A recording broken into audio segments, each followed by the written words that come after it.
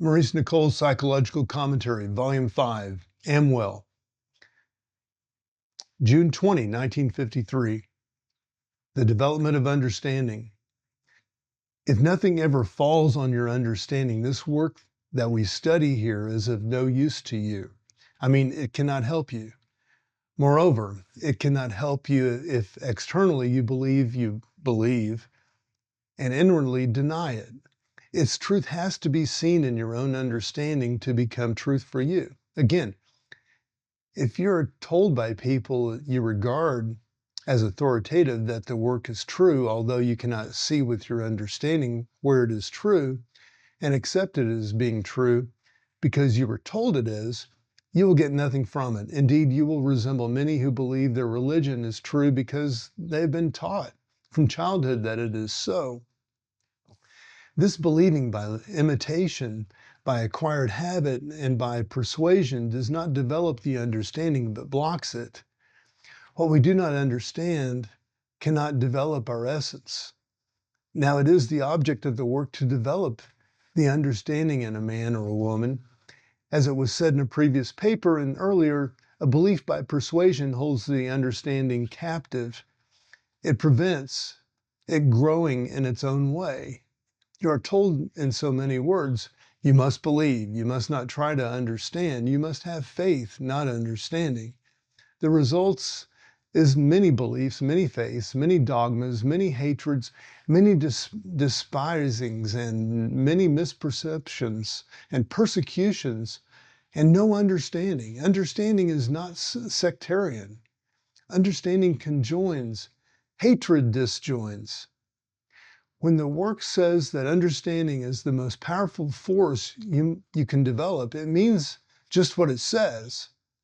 Now, in this respect, I cannot see why anyone should say, for example, that surely that will is the most powerful thing that you can develop. Let me ask you this one question. Of what use is will unless it passes through understanding into action? We are not following the first way, the way of the Fokker. Who enters a Fokker school are the ignorant natives. And the fourth way, along with this work, begins to lead us to people are supposed, at least at the start, to be reasonably educated, reasonably responsible, and capable of dealing reasonably with life. It is not for tramps, such as those who will not work, or lunatics, such as enthusiasts who wish to reform the world. It is not for silly people seeking their elixir of perpetual youth, nor is it for psychopaths. The fourth way starts from the level of good householder. That is, it starts from some degree of good, from some gold. This was emphasized strongly in the early days and needs to be repeated now. Moreover, when the work says that understanding is the most powerful thing you can develop, it means that. Beginning with the level of good householder, this is the case. It is not the case with the uneducated native who, following the Fokker way, seeks to develop will over his body by maintaining one posture for years. To develop will without developing understanding is not the aim of the fourth way. As I said, of what use is will without understanding? How are you going to use it? It does not make much insight to see that results might be evil. Do you think that activity based on a powerful will without a corresponding development of understanding is something desirable? I have no sympathy for those who believe it is and practice methods to achieve this mindless result. Now, what is the understanding in the sense of which the word is used in the work? Is it the same as knowledge? No. To know and to understand are two different things. For example, I may know everything the work teaches with all its ideas, diagrams, and practical instructions written down in the notebooks of my memory. But this does not mean that I understand the work. My knowledge of the work is not the same as my understanding of it. To many people, this may sound strange at first because knowing and understanding are so often taken as meaning the same thing.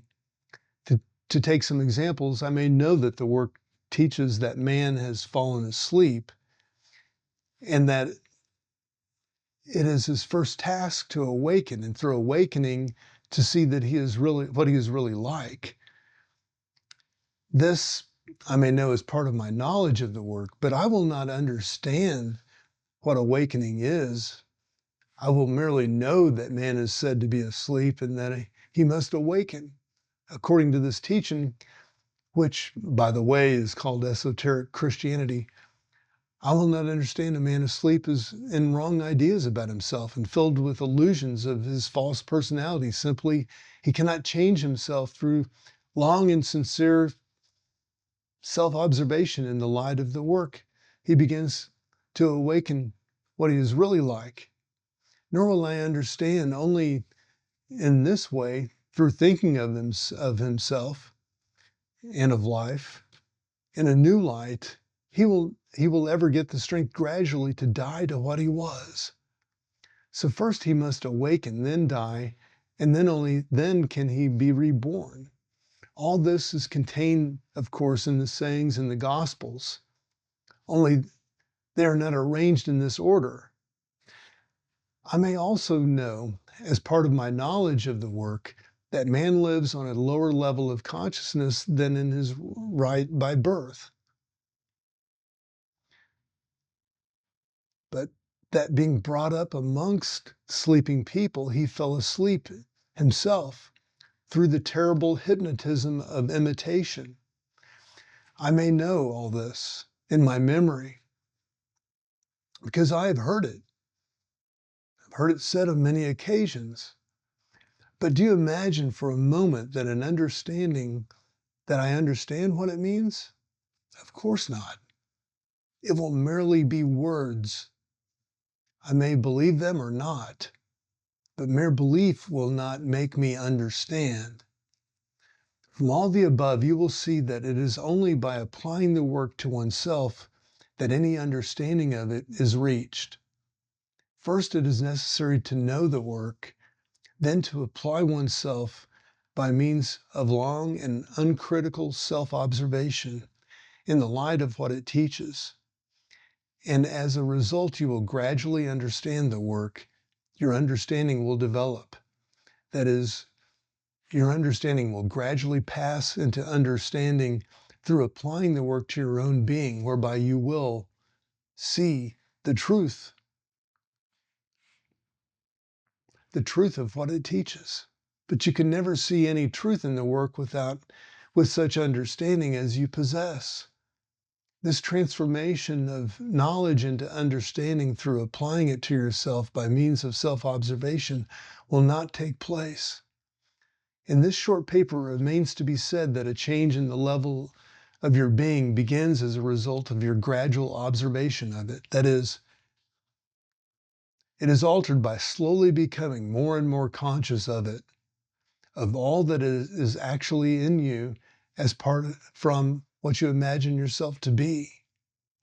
Consciousness changes being as light alters what is growing in darkness. As your level of being changes, your understanding increases.